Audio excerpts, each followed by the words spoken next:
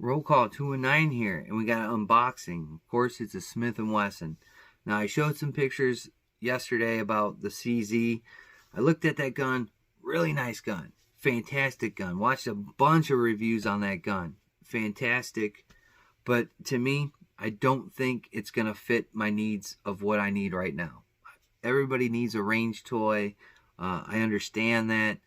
But right now, I'm not looking for toys or so-called toys or something to trot out there and make people, drool, I guess.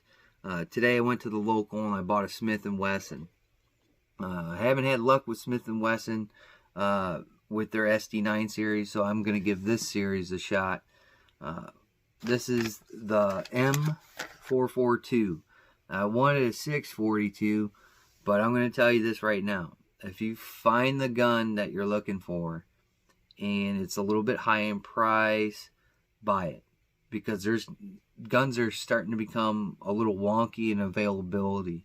You're not finding these guns or the gun that you're looking for at a volume that you found 3 months ago, 4 months ago, a year ago. So guns are really hard to come by. The only reason why I settled with this gun is because the 642 that I was looking at is gone. I should have bought it 2 weeks ago. I should have bought it, a month ago. I should have bought that gun when it was there, and then we had the run on guns, and guess what? This is the gun that I chose. I looked at it. It's a fantastic gun. Watched a bunch of reviews on this gun, and I'm satisfied. Of course, it comes with your lock and all that jazz. Some kind of shit that they want you to send in there. I'm not too worried about that. But for new gun owners, if you're going to continue to be a gun owner, look at your manual. Some guns aren't going to tell you what kind of ammunition to shoot out of it. A lot of times the manual is going to tell you how to load the ammunition, what kind of ammunition you use. A lot of guns are going to put what you can and cannot shoot out of here. This one says it is rated for plus P. I think it is. Let me look. Yeah, it's low. It's rated for plus P loads. If you can see down here in the corner, so you can shoot plus P loads out of there. What I saw a picture yesterday at a group that I'm on Facebook with, and this dude Smith&Wesson blew apart. I forgot the type of ammunition. I had never seen that ammunition before, but for the new gun owners, make sure you buy the right ammunition to put through this gun. Heard a story at the gun shop today that somebody bought some Makarov rounds and they tried to return them because they don't work quite well in their 9mm. Pay attention to what you're doing, folks. Read your manual, especially for you new gun owners out there. Very, very important, because you don't want to lose a body part and you don't want to have something catastrophic happen to you. That will probably turn you off of guns, and it'll probably make you turn back to that anti-everything mode. So what does this gun offer? This gun offers me concealability. I think the 38 round, especially in a plus P mode, is a potent round. A lot of people will disagree with a lot of rounds, but I don't see them standing downrange and getting shot without body armor and telling us how great or how bad a round is. So I take that stuff with a grain of salt when it comes to getting shot with something. I don't want to get shot with anything. My Taurus 85 was the ultralight version. It did have a hammer. This one is hammerless. Another reason why I wanted a hammerless revolver is either to put in my pocket, or I also bought this quite some time ago. This is a Toggle Sports holster. It's half leather and half nylon, and it fits in there, so I can wear this inside or outside the waistband. Plus, that gets rid of a snag point in case I have to draw my firearm if I'm having it on my hip, or especially if it's in my pocket. My Taurus 85 I had to wear on my hip because it had a hammer, and I didn't want it to get caught in anything other than me just having to lift my shirt and clearing that portion of it. But I figured now I can have a pretty reliable gun. I've watched a lot of videos on the 442. It's a good gun. I would like the other one, but again, guns are at a rarity. They're not coming into gun shops. They're not flowing like they were a year or a couple months ago. So keep that in mind. If you're looking for a gun, you find that gun, you might have to pay a little bit more for it, but you're going to get that gun because it's not going to be available anywhere else. So I bought this gun. I liked it. It fits my hand well. It's light. I can carry it. It is a double action only, so I don't have that option of putting it back in single action. This is just a double action gun, and there's another reason why I bought this gun. Look at that. Look at that. You guys are gonna be like, you're a sucker. Yeah, I am. Go figure. Everybody has their own quirks, but it is a double action, as you can see here. It's just a long trigger pull, and then there you go. So that's for new gun owners. That's so you don't shoot yourself, pretty much. Because these are a good pocket carry option. I like this gun. It looks like it's going to work well for me for right now. Plus, I have a bunch of 38 rounds in the safe. Again, with that CZ, 9mm is hard to come by.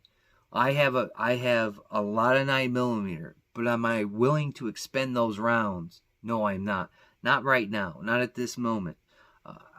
The gun shop that I was at today where I bought this firearm, guess what? They're starting to implement, if you're going to buy a 9mm gun, that's the only way you're going to get 9mm rounds. So you can't just go in there and buy 9 right off the shelf. Now, I've seen a lot of places do this. This is another reason why this kind of drew me off the CZ.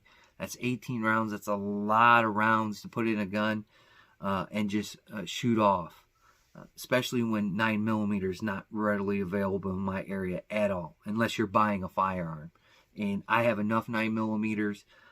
Again, I had rounds for this gun. I can put rounds through this gun to make sure and check the functionality and still have rounds left over. Let's face it, if things broke down, I'm not grabbing this gun and trying to fight my way if I have to. I'm grabbing my Glock, I'm grabbing my CZ, grabbing a different gun. This gun is just for a quick trip down to the store. I can put this in my pocket, put it on my hip, whichever one I prefer. And, you know, I got some concealability, got some comfort. It is a Smith&Wesson. My SD9 is a little shaky at this time, but, you know, what can you do?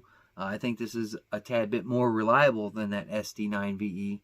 So I'm going to go with this to put in my carry rotation, and this is going to take the place of my little 380, my little pocket 380 that I carry, which is my LCP2.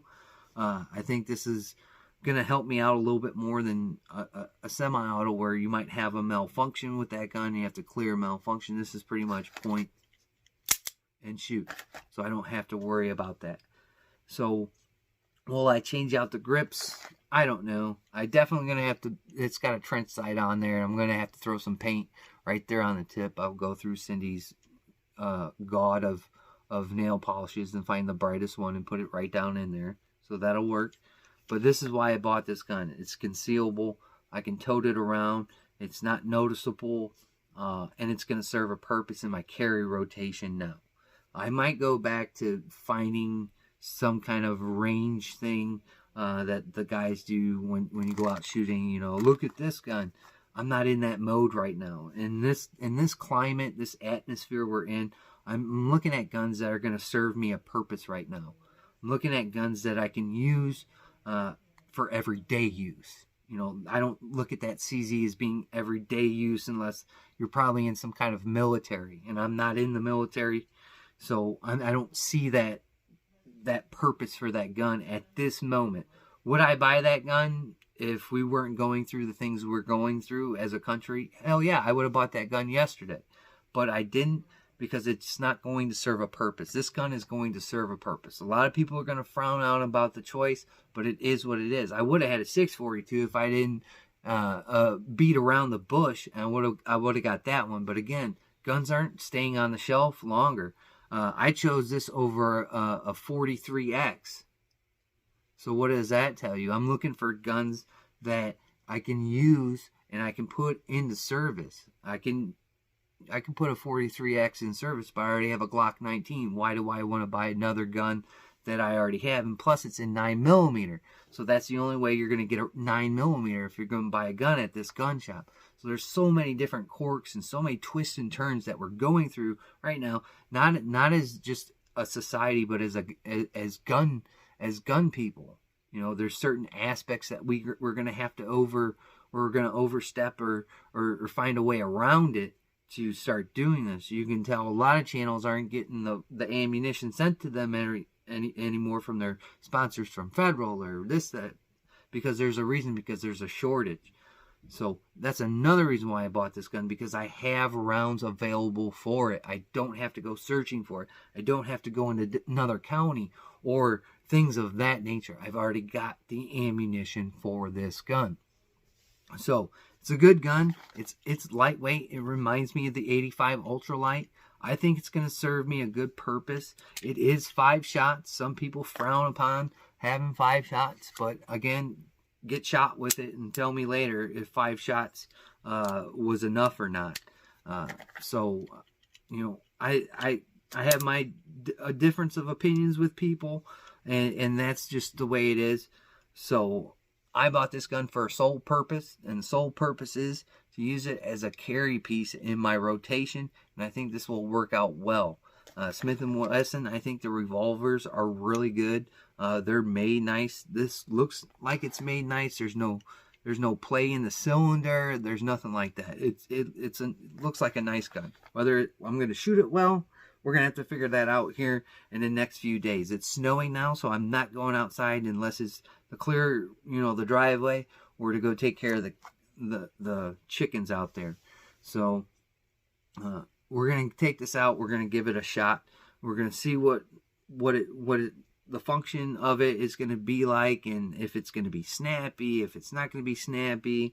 I might go get some plus P loads. I think I just got some regular old 38 jacketed Howell points, and then some regular just some lead nose that I've got floating around in there.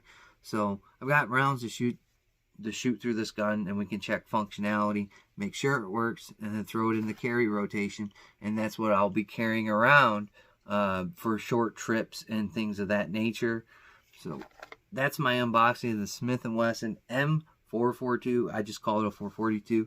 I wish I would have got that 642 because it was all stainless. It was a good looking gun. But again, these guns, any kind of gun, isn't staying on the shelf for long. So if you find these guns, buy those guns. Do that. Make it happen, because they might not be around in the future, or the next few days, or the next week. So learn another valuable lesson. So we'll give this one a shot. I'd like to thank my new subscribers, just the people that zip through. Greatly appreciate it. Like, comment, subscribe. Again, share all your favorite gun content all over the interwebs. And like always, we'll catch you on the next one.